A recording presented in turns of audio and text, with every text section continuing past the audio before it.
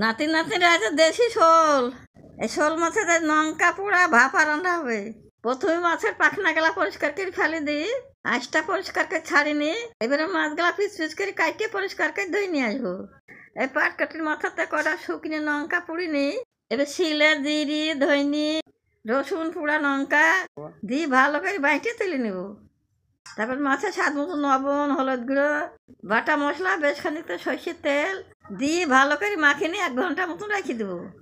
তারপরে উনুনটা জ্বালিয়ে নিয়ে কড়াইতে সর্ষের তেল দিয়ে গরম করে নিই, শুকনো লঙ্কা তেজপাতা গোটা জিরে ফোড়ন দিয়ে ওই মাখা মাছগুলো দিয়ে দিব। তারপরে নাড়িয়ে চাড়িয়ে পরিমাণ মতন জল দিই, টমেটো দিই, চিরা লঙ্কা দিয়ে একটু নাড়িয়ে চাড়িয়ে নিই। ঢাকা দিয়ে আস্তে আস্তে জাল করে আমি ভাপা তুলে নিই। আমার শোল মাছ ভাপা হয়ে গেছে, এবার গরম গরম ভাতের সঙ্গে নিই টেস্ট করবো। বা খাইতে খুব মজা। সবাই ভালো থাকো, পরের ভিডিওতে আসছি, টাটা।